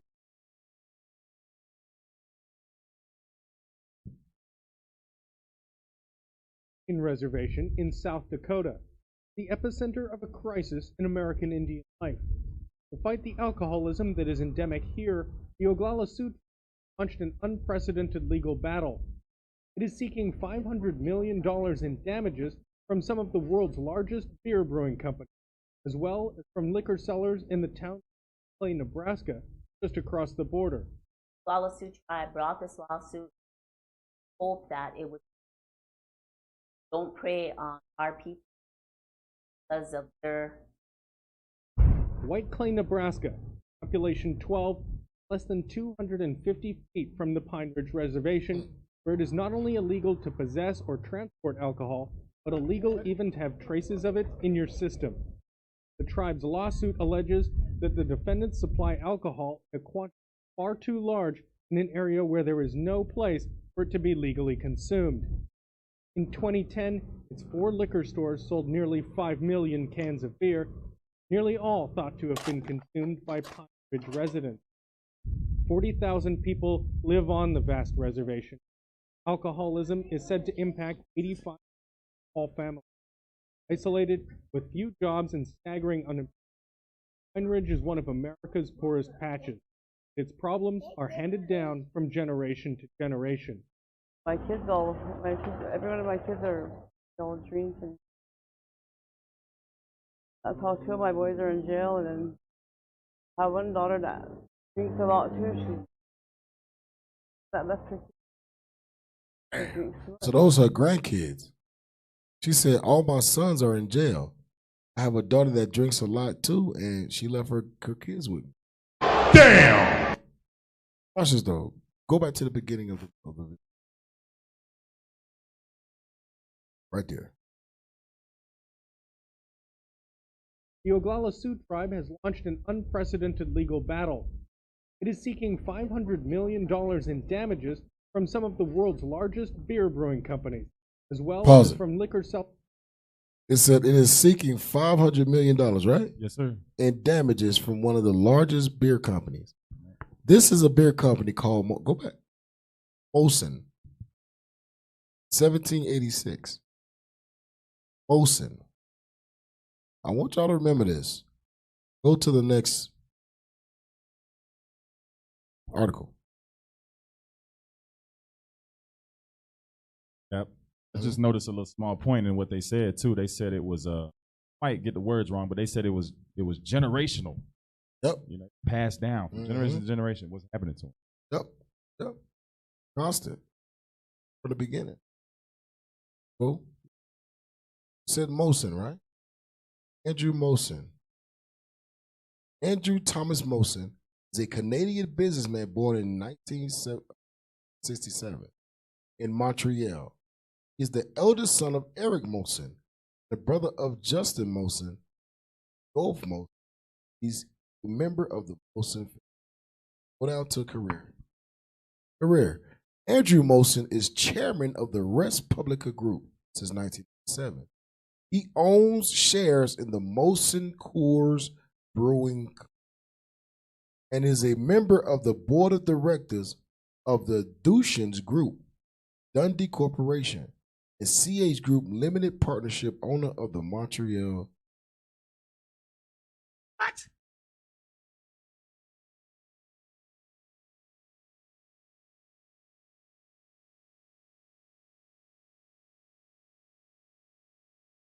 Something.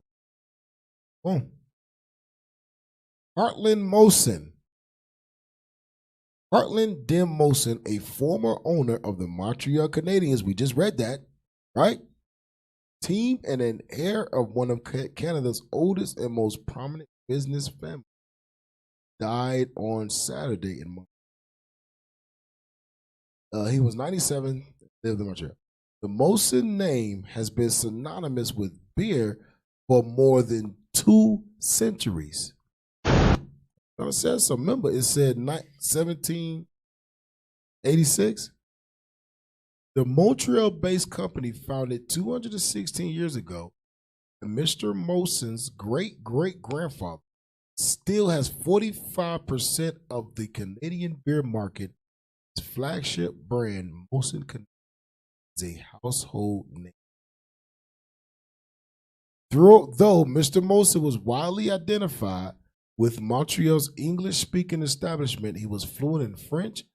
1976, told the Canadian Senate, of which he was a member for 30 years, he was in complete sympathy with making French the permanent language.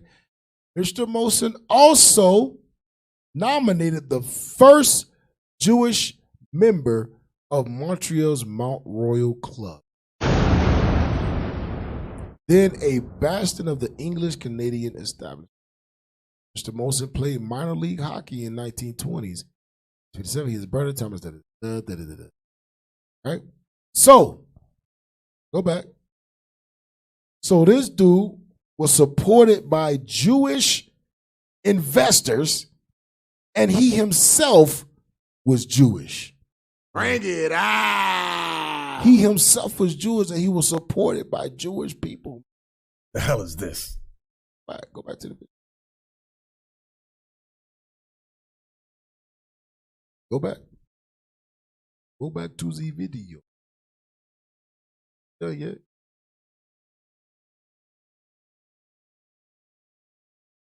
Yep.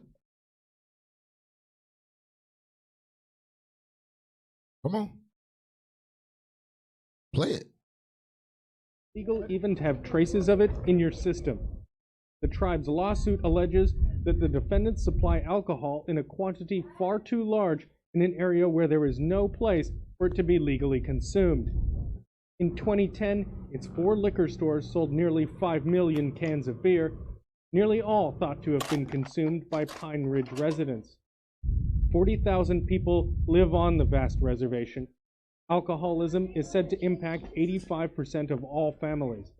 Isolated, with few jobs and staggering unemployment, Pine Ridge is one of America's poorest patches, and its problems are handed down from generation to generation. every one of my kids are all drinking. That's how 2 of my boys are in jail, and then I have one daughter that drinks a lot too. She's that left her kids with me. Drinks too much. 1 in 4 children born on Pine Ridge has fetal alcohol syndrome. Newly built local that's jail America, man. It's Nebraska. Here runs near capacity all the time.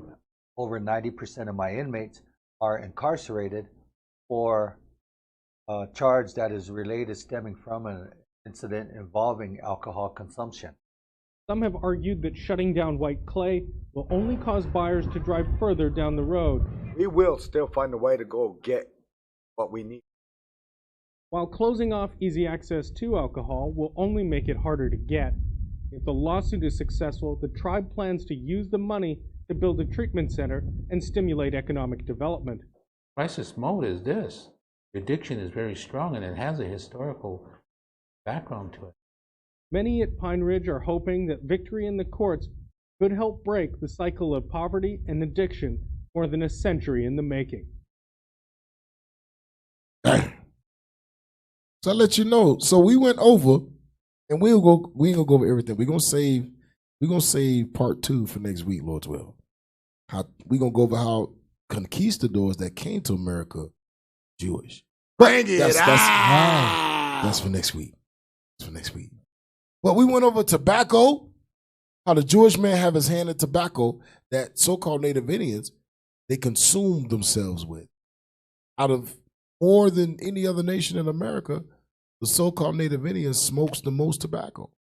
Who runs the tobacco industry? The Jewish people. Went over alcohol. How the Pine Ridge Reservation is suing Molson for $500 million. Who runs the alcohol industry? Jewish people. So the oppression that our brothers and sisters are going through are actually done by the same people that's calling themselves the chosen people of God. The hell is this? That says they're Jewish. That's evil. Halfway. Take a few steps back. Remember the Holocaust, but I'm going to throw the rock and hide my hand. I'm going to get an advertising, and I'm going to be the invisible person. Bruh. Yeah, Cap. They know the awakening is bound to happen. Oh yeah. That's why they set up so many laws and regulations to prevent you exposing their evil. Mm-hmm. That's why they have so many code words and laws against talking about them. Right, because they know, like, sooner or later the people gonna know they the ones throwing the rock. Bring it out. They've been throwing the rock since 1400. Yep. You know what they I mean? the one throwing the rock and hiding the hand. Wasn't me. Right. Psh, hey, it wasn't me. They know. What you say? It wasn't me. Go to Hosea. What I got here? 1 and 10. Hosea 1. We almost there. It'll be much longer. Like I said, we gonna get on for next week. We're gonna bring out how the conquistadors that came over think they ready for that. They ain't ready for all this smoke that we. Ain't ready for all this smoke, man. I'm talking every class gonna be about your ass. That's right. Every class is about your ass, man. And we're not taking it back. Did. Oh no, we ain't taking nothing back. We ain't taking nothing back. See, that's the thing about us. You can't bribe us to go to a Holocaust learning class. Hell no. You can't bribe us to say, hey, here, take Chase, here, take your money. I don't need it. Thank you for this $10, Chase. Thank you. That's all I got in the bag anyway. Appreciate you. You know what I'm saying? They can't do that to us because we don't give a doggone. And we also ain't about anything violent. We ain't about illegal. Right. This ain't illegal what we doing. We just exposing you for who you are. We just exposing you. Letting the world know that you ain't as innocent as you say you are. Matter of fact, hold that. Get the scripture. Get that scripture where it's, where it says, hey, y'all talk. So, I mean, basically what I'm getting out of this is crazy. It's crazy because it's like the grounds to imprison, I think they said, well, a large portion of Native Americans, right? The grounds to imprison them was on the grounds of alcohol. What? And the Jewish man is behind giving them alcohol, right? Same thing with the tobacco. The results from our people, our brothers, the Native Americans, in smoking too much is death, is cancer. And who's behind that death is the same man. Go to Isaiah. Go to Isaiah 47. Isaiah chapter 47, read verse 1. Because they make the whole world believe they're innocent. You know what's crazy? They make Americans believe they're innocent. Because the Palestinians, they know they're the devil.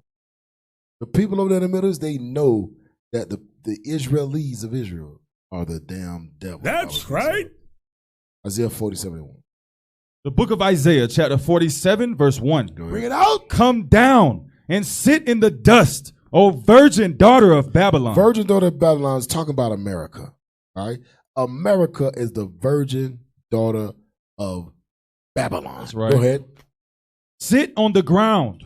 There is no throne. It says, sit on the ground. There ain't no throne for you. Go ahead. O daughter of the Chaldeans. O daughter of the Chaldees. Go ahead. For thou shalt no more be called tender and delicate. Because that's what we say America is right now. We say America is tender and delicate. We say these Jewish people are tender and delicate. They've been through the Holocaust. You can't talk bad about Jewish people. Oh, what? But what they do? They kill us, murder us. They do everything that God tells us not to do. They give us alcohol.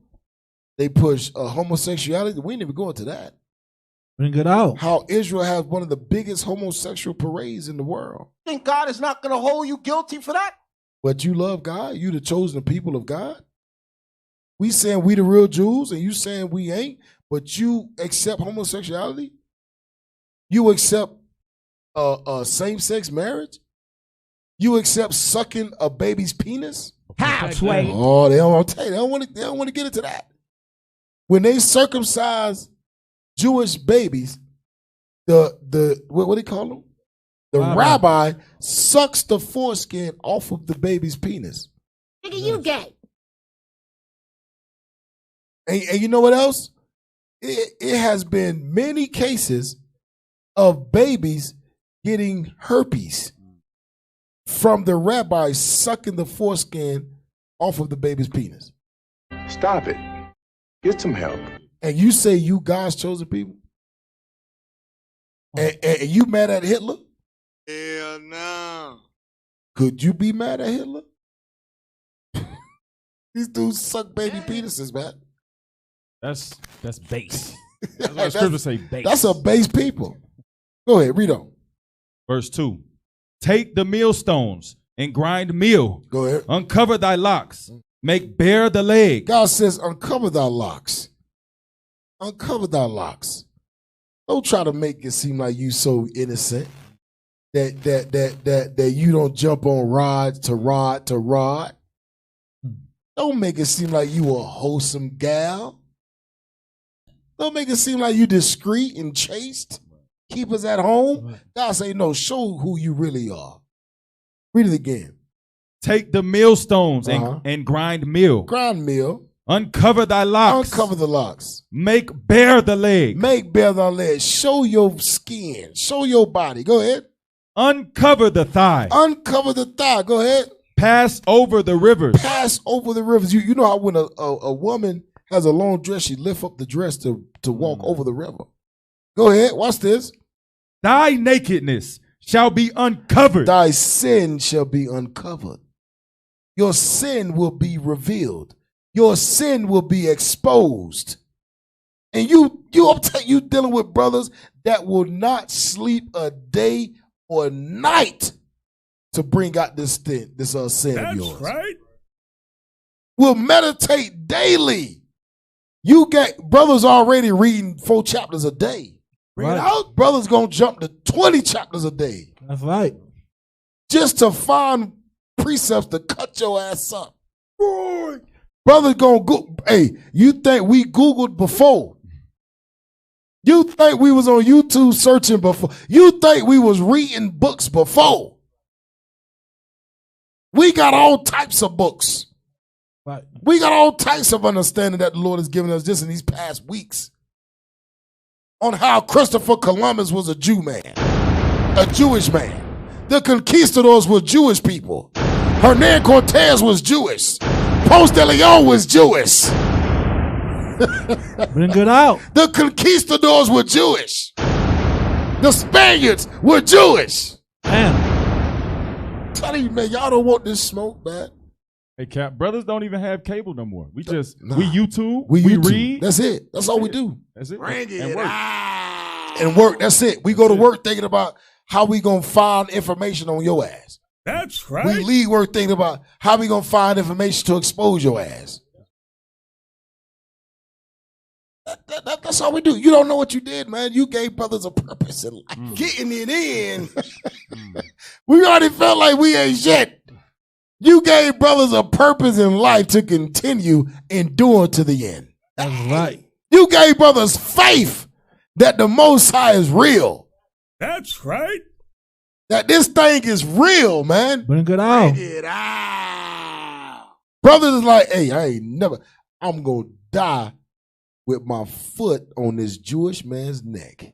That's right. I'm going to bring it out every single day, night, second, minute, hour, every chance I get, we on your ass.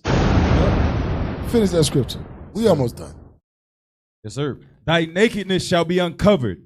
Yea, thy shame shall be seen. God says your shame gonna be seen. Go ahead. I will take vengeance. Christ gonna take vengeance. That's right. Come on. And I will not meet thee as a man. He ain't coming back as no lamb. I'll tell you that right.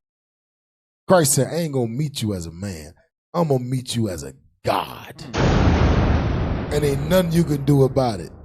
Ain't nothing your ass can do. Give me Joshua, man. This is our last scripture. Hey, every show we gonna finish on this scripture. You know that one, right?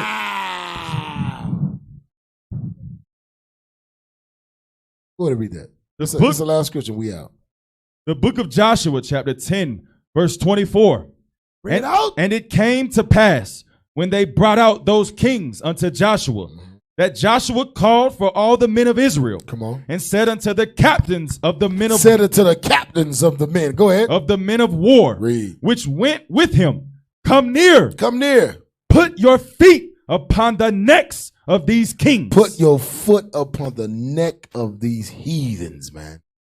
That's what we're doing. We just slowly squeezing. That's right. Just so that I can look you in your eye as you go. We just gonna slowly apply that pressure, right? So that we can look you in the eye as you fade away. Amazing. Bring it out. Read on. And they came near and put their feet upon the necks of them. And that's what we're gonna do. And that's what we're doing until Christ returns. It's over, man. The game is already game, set, match. Game is already, the battle is already won. Y'all don't understand. Y'all just playing a role to get more Israelites to repent. That's right. Y'all don't understand what y'all doing. You are actually fulfilling prophecy. See, if y'all would have left us alone, then, you would have had a better chance. You better shut your white mouth. But the Most High say, I'm going to harden his heart, like I did Pharaoh in the land of Egypt, to not let my people go so that I can send my son, just like I did in Egypt, the death angel, go through and kill everybody. That's right. Go through and kill the firstborn son, the firstborn of everything. Right? That's right. Sir, you said something there, by the way. Oh. Go and kill the firstborn in Egypt. The firstborn in America. Hey, that's another class. Read on, brother. Read on. Verse 25. Come on. And Joshua said unto them, Fear not. Fear not. Nor be dismayed. Nor be dismayed. Be strong. Be strong. And of good courage. Of good courage. For thus shall the Lord do to all your enemies against whom ye fight. God says the Lord gonna do that to all our enemies. So you so-called Native Indians, y'all ain't Native Indian, man. Y'all are the tribe of Gad. That's right. That's who y'all are. You so-called Hispanics, y'all ain't Hispanic. Y'all are the Israelites. Y'all are the biblical chosen people of God. Don't let no Jewish man tell you that you Mexican. Don't let no Jewish man tell you Native Indian. Don't let no Jewish man tell you that you Guatemalan, you Puerto Rican. Don't let no Jewish man tell you that because they the damn lie. That's right. That's right. They the devil, man. They are the devil the Bible speaks of. So all praise to the Most High. We're going to close it on that.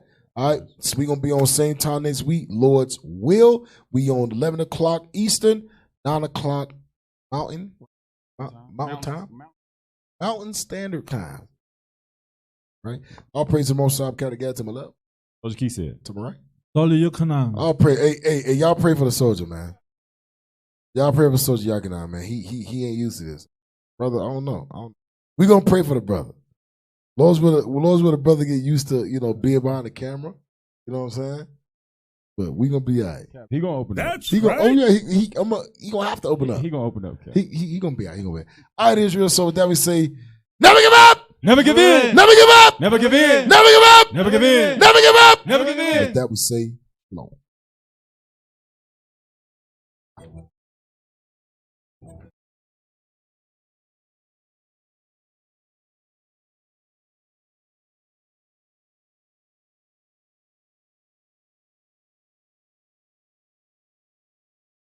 Teach you to turn that thing up.